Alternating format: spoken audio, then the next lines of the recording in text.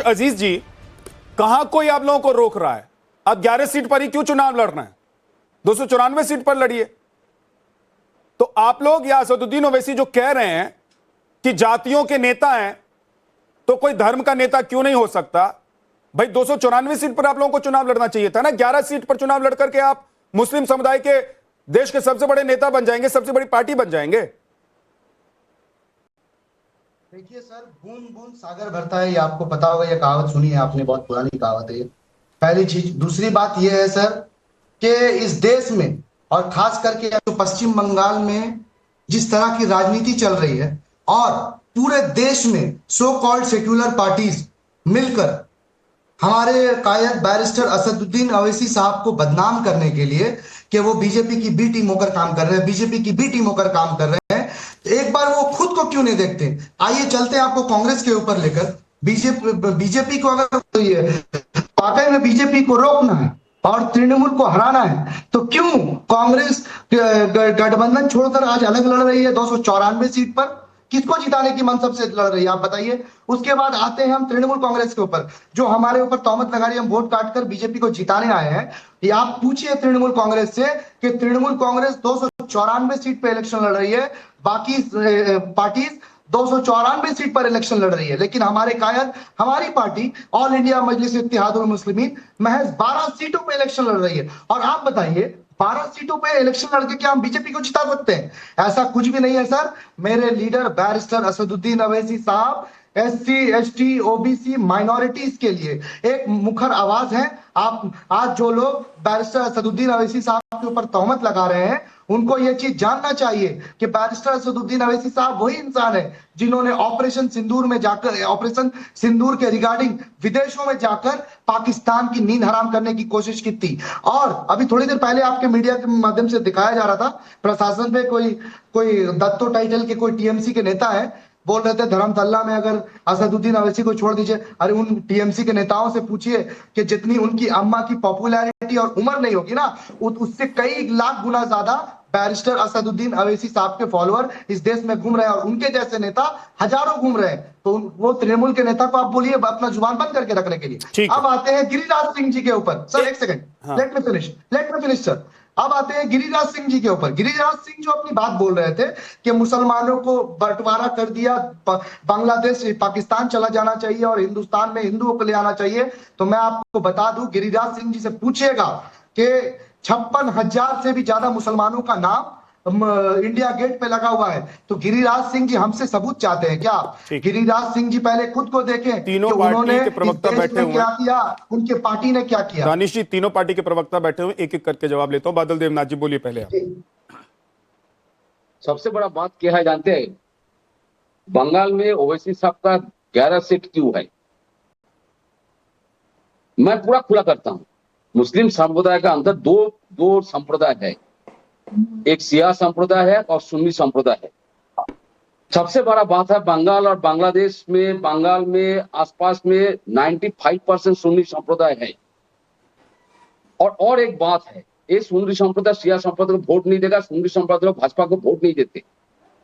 तीसरा बात है, बंगाल में जो 100% जो वोट जो आप दिखा रहा है, मुस्लिम वोट दिखा रहा है, इसमें 6 पार्टी है। एक registered recognised party AIM YC का पार्टी रिकॉग्नाइज्ड पार्टी और 5 निर्दलीय पार्टी है, आईएसएफ है, एसओसीआई है, यूडीएफ है, बहुत सारे छोटा निर्दलीय पार्टी है। आप देखिएगा एक एक विधानसभा में विद्यानाथ जी 15 सीट 14 सीट, मशीन में तो 15 सीट तक 15 नाम आते हैं एक मशीन में, इलेक्ट्रॉन मशीन में। उसमें एक विधानसभा भांगोर जहां पर 18 सीट में 18 व्यक्ति ने नॉमिनेशन सबमिट किया, तो 2 मशीन लगेगा वहां पर एक ही जगह में। और बाकी सारी विधानसभा में 200 देखिए जो लोग नॉमिनेशन सबमिट किया 12 14 15 13, उसमें 5-6 करके मुस्लिम लोग कैंडिडेट है और ये सब सारे निर्दलीय कैंडिडेट। तो ओवैसी को मुस्लिम वोट कहां से मिलेगा? हुमायूं का जो पार्टी है उसका भी नॉमिनेशन है, वो भी मुस्लिम लोग को करा के, कोई हिंदू उनके पास नहीं है। तो सारे मुसलमान 100% मुस्लिम वोट के लिए 6 पार्टी है बंगाल में, और असम में भी 2-4-5 पार्टी है असम में मुस्लिम वोट बैंक के लिए। तो ये मुसलमान वोट पाने के लिए बहुत सारे पार्टी निकल गया। लेकिन यहां पर बंगाल में मैं बार बार कह रहा हूं, बंगाल में ऐसा कोई मुस्लिम, हिंदू, क्रिश्चियन, बौद्ध जो ने ऐसा करके बंगाली कल्चर को कोई तोड़ नहीं सकता। यहाँ पर एक ही बात है, जो व्यक्ति सारे धर्म का सम्मान करेंगे उनके साथ सभी लोग उनके साथ रहते हैं। और आज नहीं, बहुत साल से यही चल रहा है बंगाल का कल्चर। और ममता दीदी सारे धर्म को सम्मान करते, और यहाँ पर जो डिवाइडेड का जो कोशिश चल रहा है हिंदू मुसलमान, और मुसलमान के अंदर मुसलमान लोग जो डिवाइड करने का कोशिश कर रहा है, यहाँ पर ये सब नहीं चलेगा। तो ये सब नहीं चलेगा तो फिर तो आप लोगों को दीदी को अपनी एनर्जी असदुद्दीन ओवैसी पर और बाकी किसी पर जाया करने की जरूरत क्या है? फिर तो दीदी प्रूफ कर रही है। दीदी को कुछ बोलने की जरूरत नहीं थी। दीदी को पता है कि भाई एक सेक्युलर नेता है पश्चिम बंगाल में और देश में, बाकी सब पार्टियां जो है वो कम्युनल है।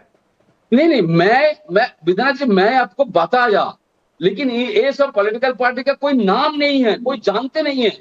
तो ऐसे लोगों से आप लोगों को डर लग रहा है? लेकिन ऐसे लोग निर्दलीय में उम्मीदवार खड़ा हो जाता है, नॉमिनेशन सबमिट कर देता है।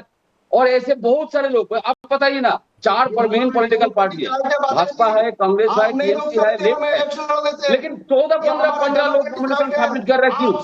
4 तो मेन पार्टी है बंगाल में, तो इतना सारे नॉमिनेशन कौन कर रहा है?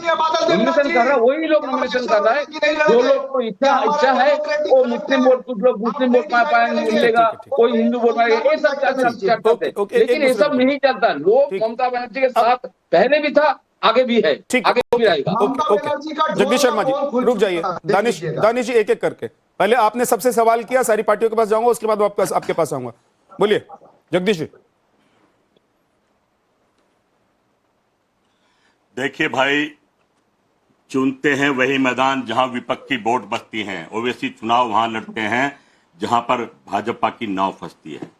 आप समझ लीजिए, ओवैसी का भाषण, भारतीय जनता पार्टी का चुनावी राशन, ये तय है। 12 सीट पर लड़े हैं। अब एक भाई आप वीडियो में बता रहा था कि उनको कोई कलकत्ता में जानता नहीं, सही बात है, पर जिसके साथ लड़ रहे हैं कबीर, जो कबीर हुमायूं कबीर के साथ लड़ रहे हैं, उसके वीडियो सोशल मीडिया पर वायरल हो रही है। अरे वो तो अलग हो गया, असदुद्दीन ओवैसी ने गठबंधन तोड़ दी भाई, ममता और कांग्रेस को हराने के लिए। जगदीश जी थोड़ा सा अपडेट हो जाइए, साथ में अरे भाई तोड़ तो दिया, बता रहा हूं, पर वो तो खेल तो भाई, वो खेल मैं अपडेट हूं, मैं बात तो बताऊंगा ना भाई।